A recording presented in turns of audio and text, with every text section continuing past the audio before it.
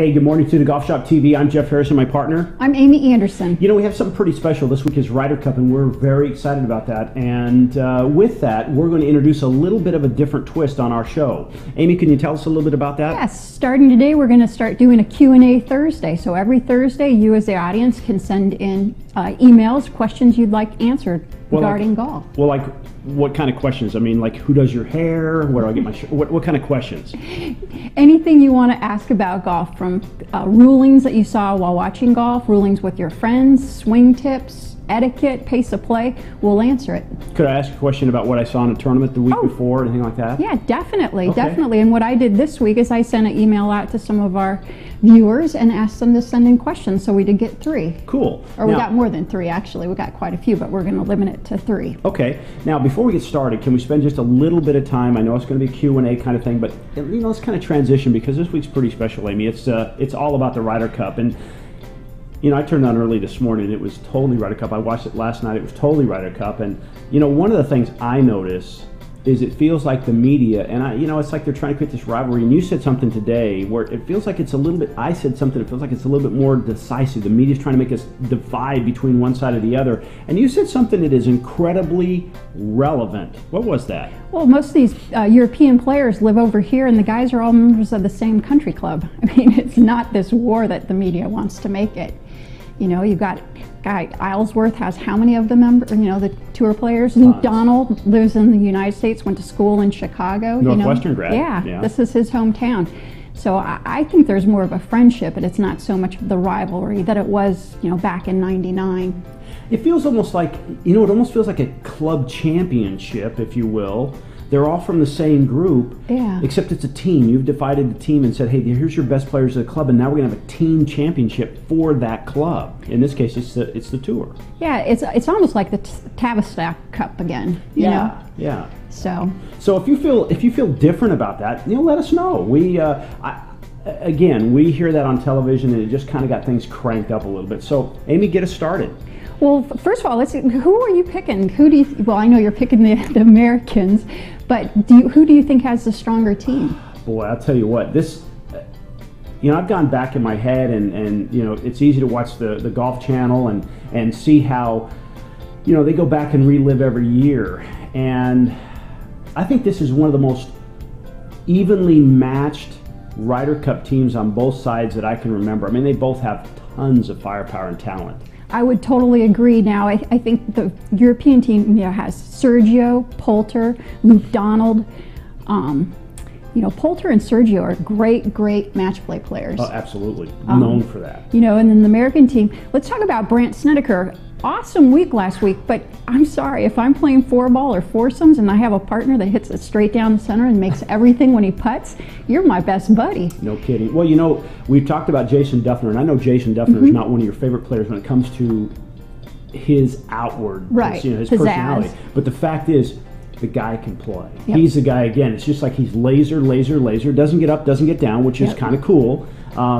Versus a guy like, you know, we think about, you know, some of the American or European players that get excited and rev everybody up. He's kind of like Steady Eddie. Yep. And I think both sides are going to be fun to watch. Yeah, you know, and let's bring up Tiger. You know, people kind of pick on Tiger's Ryder Cup record, but as of late, it's been much stronger.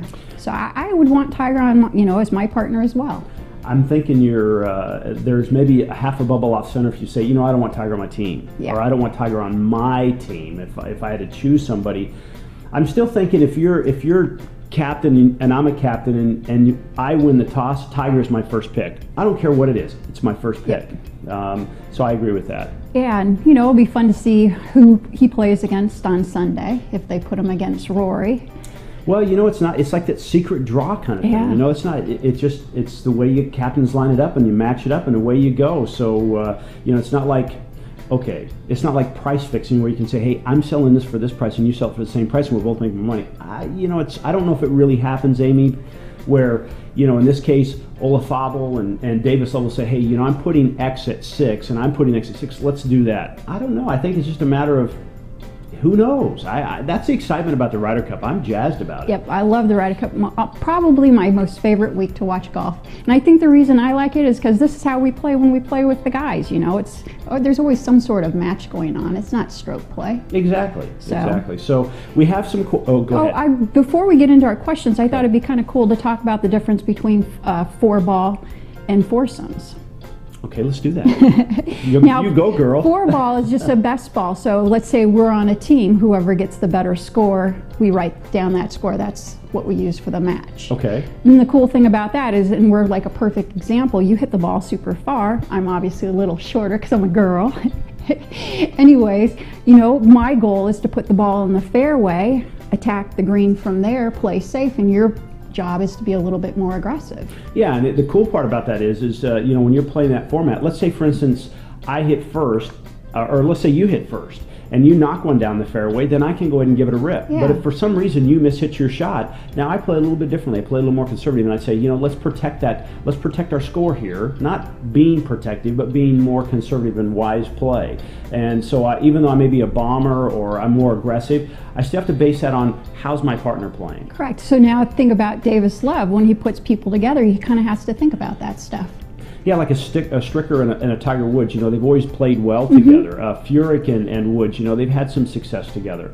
It'll be interesting to see how many times Coach Love puts Stricker and Tiger together, as well as people like Snedeker. Who's he going to pair that person with, and how many times will he make that mix? Yeah, you know, it makes me think about when they put Woods and Mickelson together, and everyone said, "Oh, they didn't get along." Well, no, they're both aggressive players. They just didn't meld. Yeah. You know, I guess they're a heck of a team on the ping pong. The ping pong. I think it's almost like if you're in a race car and you don't take your foot off the gas in the curve, you might make a couple of curves, but eventually you're going to go off the track, and that's the cool thing about that mixing and matching. I think that's a neat dynamic because it's not only from a golfing ability standpoint, but also the attitude and the personalities of those people. Yeah. So what's the difference now? Well, now in foursomes, basically it's alternate shot. You tee off, I hit the next shot. You hit the next one. You just alternate your way through. And the challenge there is, stressfully for me, I don't want to put you in trouble. So I'm always thinking more about your game. You're thinking about every single shot you make. To me, it's the most draining form of golf there is. Well, you're right, because you're really, after you hit that tee shot, or you hit your shot, now you're at the mercy. You have to stand back and you have to be a fan, which is cool in a way. But you're right, it's alternating those shots, and the game goes pretty fast because you only really have 2 balls in play per hole, even though there's 4 players or 4 competitors, and so you're out there playing, and I love that. And we've done that. I know as golf professionals in our clubs, we do that. And we do it to wives. We call that the divorce open, right? Because the husband would hit it in a bad spot, and the wife would be upset, or vice versa. And never. I don't think it ever resulted in. Well, I don't know if it did. Let me think. No, there have been some serious battles, though. So that's a phenomenal format too. I love that, and we just commonly call it an alternate shot, but it truly is a foursome. Okay. So, anyways, well, we should probably get to the questions for the day. And there's a few. The first one is from Jack in Vancouver, and he said, "Can you?" Hey, what does Jack know? He said, "Can you settle a debate I got into with a friend? During a recent round of golf, my friend's ball was resting against the flagstick, but not at the bottom of the cup.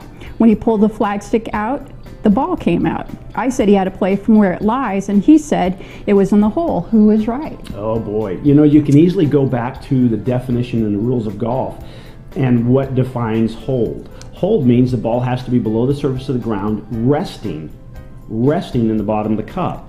So when that flagstick, Amy, was pulled out, right, and the ball came out, was it hold? It was not hold, and now the rule is, and I didn't know this until this morning when I was looking up the ruling for this gentleman, he actually has to place the ball on the lip of the cup. There you go. So it's not where the ball lies, but it's on the lip of the cup. Because then it was outside agency interference with the flagstick, right? Okay. So, anyways. So then, in other words, if that was a second shot that's leaning against the flag, popped it out, and it came out, now he makes a 3 if he makes that little tap in, right? Yeah. Now, how could they have handled that differently? I know this is a little off, Jack, but I think it's important for the future. How would you handle that? In other words, if the ball is leaning against a flag, what would you do so you don't pop the ball out? He should have just been a little bit more gentle wrestle the flag a little, let the ball settle, and then pull the flag stick out. Yeah, because we know that ball is going to go Yeah. in, right? Yeah. So I can understand the controversy there. Anyways. Any fisticuffs there with Jack and his buddy? Hope that helps you, Jack. And then we have Linda in Salem, Oregon. She said, why do the pros on TV have the pin pulled when they're pitching? What is the benefit? I think that's a great question, because you know, I think there are a lot of people that don't know, should I pull that flag stick or not? When they're pitching. Pitching or chipping? I'm sure she probably thought chipping. Yeah. Well, Linda, you know, if you hit a shot out there, the idea is the flag can be helpful or hurt you. You know, sometimes, you know, people think if the flag is in the hole, I'm going to hit it in such a way that the ball is going to fall in the hole, not bang against the flag stick and use it as a, I'm going to say, as a help. It's going to be a hindrance. So I love chipping with the flag out, because I'm thinking, hey, you know what, there's only room in there for one thing, my ball. Get the flag out of the way. Now, I'm not going to do it if I can't see the hole. I'm going to have it tended, okay? And then as soon as I hit, they'll pull it out. But that's why I would do it. Amy, how about you? Exact same reason. I actually once was putting from the fringe and hit the flag stick and didn't go in.